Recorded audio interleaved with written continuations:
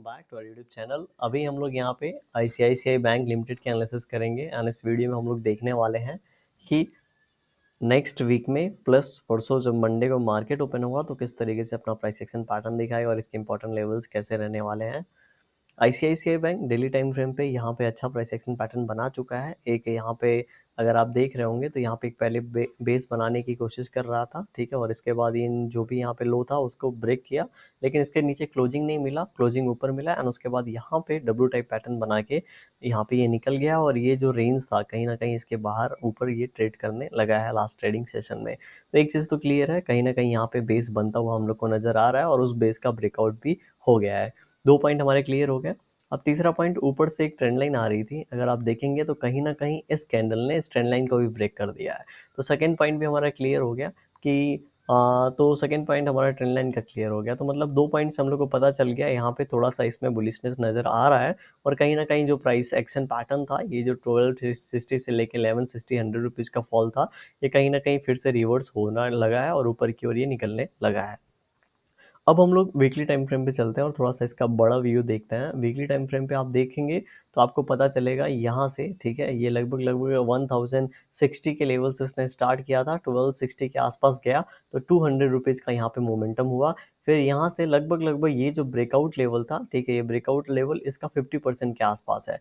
यहाँ से ये फॉल होता है 1160 के आसपास, मतलब इसका 50%, और यहीं से फिर से रिवर्स होता है। आप बहुत बार नोट करेंगे कोई भी शेयर ए से जेड पॉइंट जाता है, जब ये फॉल होता है, ठीक है, तो बहुत बार क्या होता है 40-50% से ही ये रिवर्स ले लेता है, ठीक है, और ये रिवर्सल में यहाँ पे प्राइस एक्शन पैटर्न बनाने लगता है।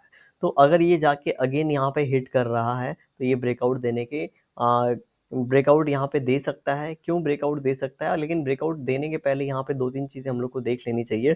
पहली चीज़ तो ये कि यहाँ पे इसके ये जो हमारे पास रेजिस्टेंस है इसके आसपास ये थोड़ा टाइम स्पेंड करे, या फिर रेजिस्टेंस के पास या फिर उसके थोड़ा दूर, उसके बाद जाके हिट करे, ठीक है। सेकंड ये देख लेना चाहिए ये जो रेजिस्टेंस है इसके पास कौन सी बार आ रहा है, मतलब ये अगर रेजिस्टेंस है तो फर्स्ट टाइम इसको जाके ब्रेक करेगा तो यहाँ पे पॉसिबल नहीं होगा ब्रेक करना, ये सेकंड या थर्ड टाइम जाके ब्रेक करेगा तो ये पॉसिबल होगा और ये यहाँ पे ऊपर की ओर निकल जाएगा, ठीक है।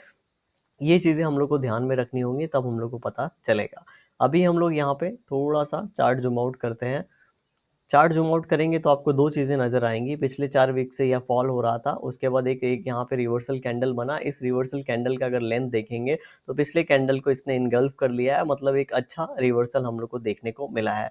प्लस इस कैंडल को आप जब देखेंगे तो यहाँ पे पता चलेगा सेलर ने अगेन यहाँ पे ट्राई किया है, ठीक है, लेकिन बायर्स ने उनको यहाँ पे डिफीट किया और कहीं न कहीं अच्छे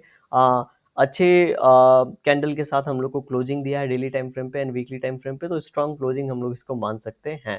सेकेंडली अगर आप देखेंगे तो यहाँ पे अगर हम लोग ट्रेंड लाइन ड्रॉ करने की कोशिश करेंगे तो कहीं ना कहीं इसने फिर से ये trend line weekly time frame पे अगर देखेंगे तो ये फर्स्ट टाइम, ठीक है, हम लोग मान सकते हैं ये सेकेंड टाइम था और ये थर्ड टाइम इस ट्रेंड लाइन से इसने सपोर्ट लिया है। तो अगर ट्रेंड लाइन का सपोर्ट कोई भी प्ले करता है तो क्या देखता है सपोर्ट किस तरीके से हुआ है, तो यहाँ पे इनसाइड कैंडल का सपोर्ट है, ठीक है, एक रिवर्सल का सपोर्ट है एंड ये जो लेवल था मैं आपको बताता हूँ, ये वाला जो लेवल था ये कहीं ना कहीं एक बाइंग का लेवल था। क्यों? क्योंकि इस कैंडल का हाई इस कैंडल का हाई सेम है एंड ये वाला जो कैंडल बना है नीचे पहले सेलर ने ट्राई किया, उसके बाद में यहाँ पे इनको डिफीट करके बना है, मतलब ये 2-3 पॉइंट से यहाँ पे स्ट्रांग हो गया और यहाँ पे थर्डली ये ट्रेंड लाइन का सपोर्ट भी था।